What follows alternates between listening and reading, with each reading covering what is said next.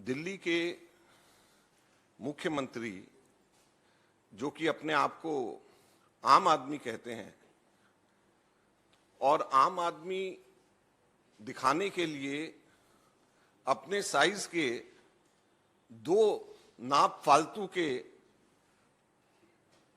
चप्पल, loafer, जूते, pant और कमीज पहनते हैं, और आम आदमी दिखने के लिए जेब में रेनॉल्ड का पेन 1 रुपया वाला लगा करके घूमते हैं। आम आदमी दिखने के लिए सर्दियों के अंदर लोफर, चप्पल, जुराब के साथ पहनते हैं। दुख की बात यह है कि एक ऐसा व्यक्ति जिसने एफिडेविट दिया कि वो आम आदमी की तरह सारी जिंदगी रहेगा, आम आदमी की तरह दिल्ली का मुख्यमंत्री रहेगा,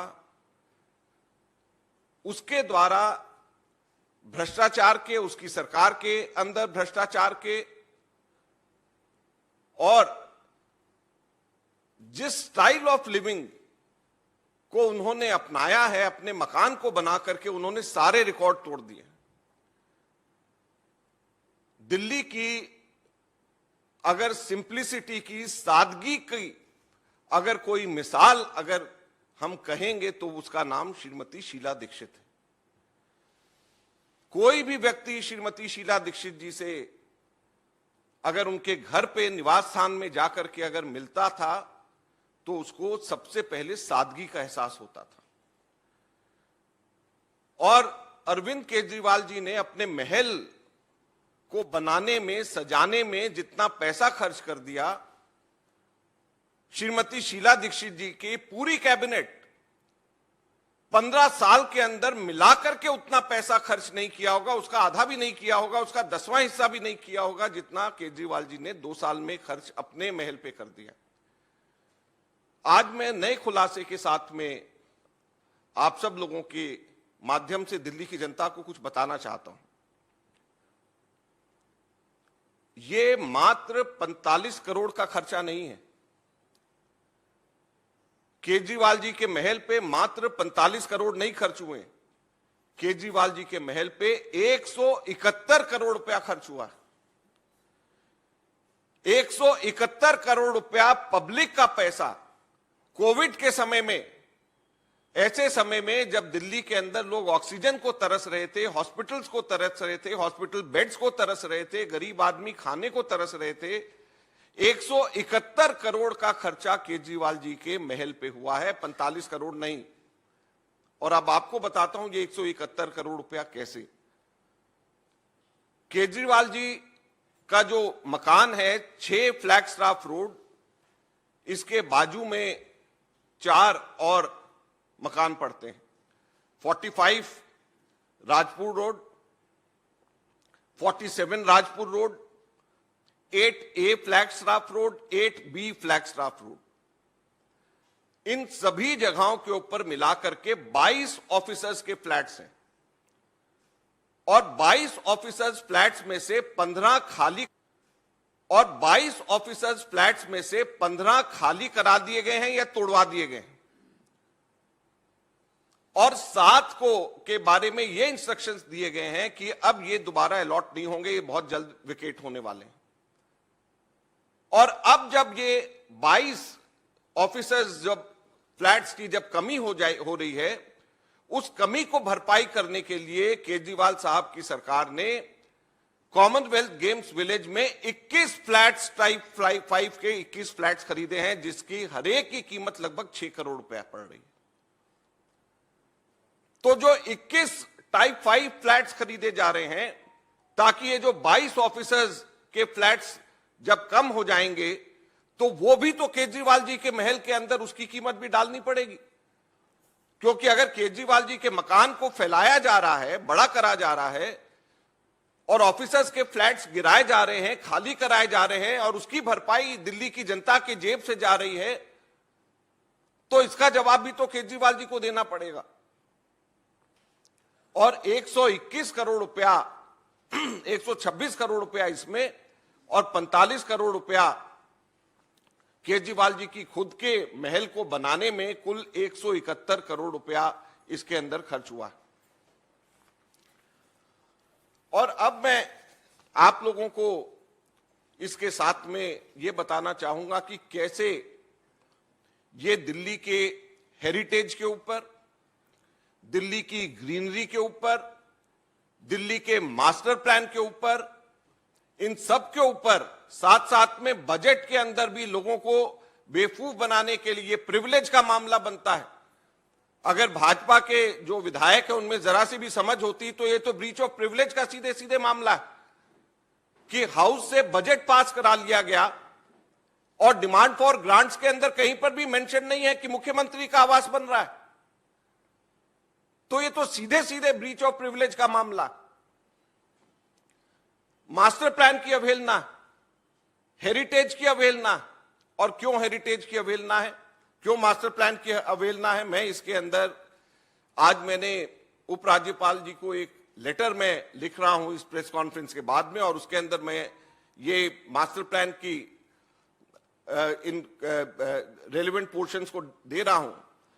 मास्टर प्लान के अंदर यह कहा गया है, higher FAR shall however not be permissible in redevelopment of Lutyens bungalow zone, civil lines bungalow zone area and monument regulated zones. फिर से मैं बोल रहा हूं, higher FAR however not be permissible in redevelopment of Lutyens Bungalow Zone, civil lines bungalow area and monument regulated zone। ये civil lines bungalow areas है जिसके बारे में मास्टर प्लान 3.3.2 के मास्टर प्लान में ये लिखा हुआ है कि हायर एफआईआर नहीं दिया जाएगा। और जो लोग भी यहां पर केजरीवाल जी के मकान में पहले गए होंगे उनको याद होगा कि या चौधरी प्रेम सिंह जी जब यहां पे रहते थे एज स्पीकर जब गए, या अमरीश गौतम जब डिप्टी स्पीकर रहते थे जब वहां पे गए, मुझे अच्छे से याद है जब मैं वहां पे जाता था, ये single storey old colonial architecture है, जैसे लुटियंस बंगलो जोन में है, ये उससे भी पुराना है, सिंगल स्टोरी है, यहां पे कोई डबल स्टोरी नहीं।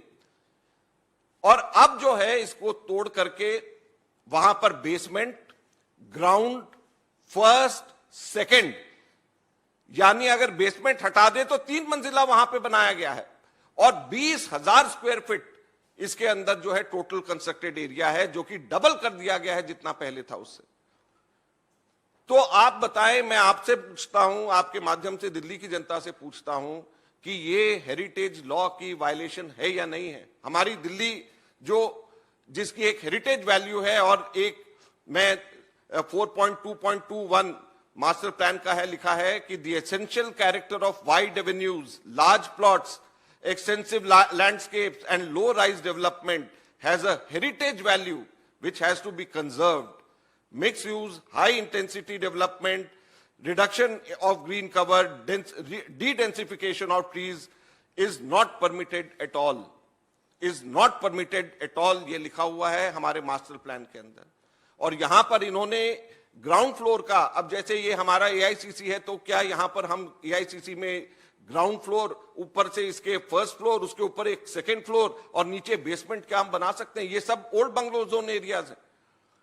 तो ये पूरा का पूरा हेरिटेज स्ट्रक्चर को डिमोलिश वहां पर कर दिया गया है, और ये दिल्ली की जनता के साथ और हेरिटेज वैल्यू के साथ में एक बहुत बड़ा अन्याय है। इसमें जैसे मास्टर प्लान में मैंने लिखा है कि reduction of green cover is not allowed, D densification of trees is not allowed, ये 2 चीजें इसमें लिखी हुई हैं। और 28 पेड़ वहां पर काट दिए गए, फुल ग्रोन 28 पेड़, बरगद के, आम के 28 पेड़ वहां पर काट दिए गए हैं, ये ऑन रिकॉर्ड।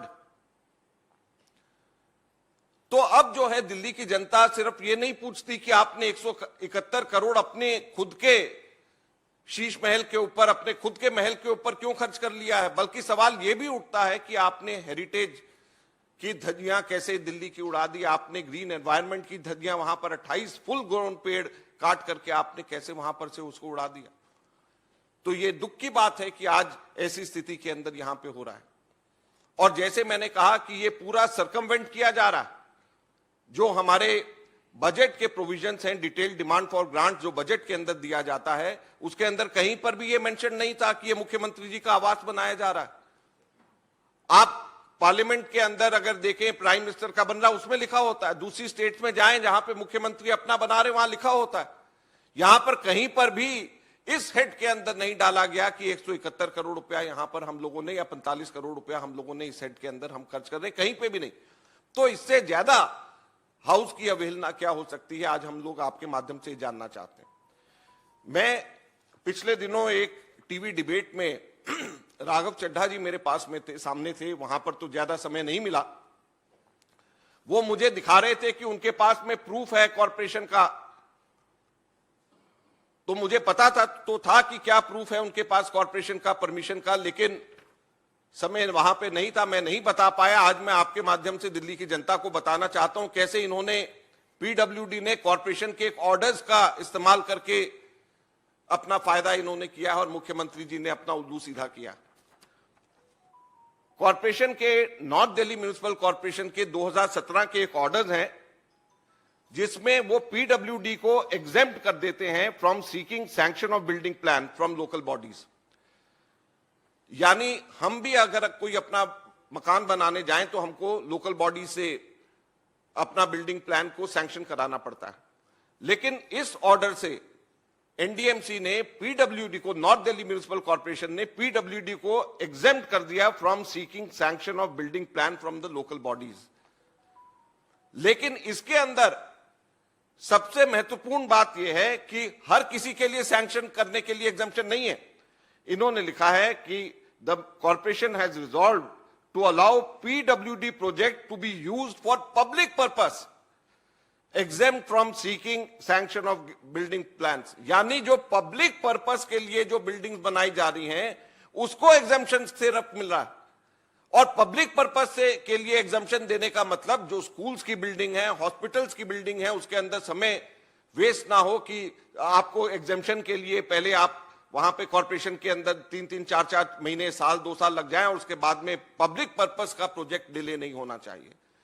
पब्लिक पर्पस के प्रोजेक्ट डिले ना हो जाएं, इसके लिए एग्जम्पशन दिया हुआ है। और इसका फायदा उठा करके बिल्डिंग बायलॉज की सारी वायलेशंस करके पीडब्ल्यूडी ने वहां पर कॉर्पोरेशन को पब्लिक पर्पस के नाम से बिल्डिंग अलाउ करने की एग्जम्पशन का फायदा उठा करके इन्होंने मुख्यमंत्री जी का महल का एग्जम्पशन लेकर के इन्होंने बनाया। तो हर तरीके से बाईलॉज को फ्लाउट करा गया है, हेरिटेज को डिमोलिश दिल्ली के करा गया है, पेड़ों को 28 पेड़ों को मारा गया है। और यह बात तो बहुत चल चुकी है कि कैसे वियतनाम के मार्बल्स, डियोर पर्ल के, कैसे ऑटोमेटिक खुलने वाले दरवाजे, कैसे बड़े बड़े शीशे, माइक्रोवेव ओवन और किचन अप्लायंसेस 1.5 करोड़ रुपए के। आप हैरान हो जाएं, कोई भी चूल्हा गैस का 1000-1500 रुपए का गैस का चूल्हा और ये यहां पर 1.5 करोड़ रुपए के गैस के चूल्हे। एक आम आदमी जो एफिडेविट देकर के कहता था कि मैं आम आदमी हूं, उसके घर का चूल्हा 1.5 करोड़ का है। उसके पर्दे ऐसे आलीशान की 6-6 लाख के पर्दे,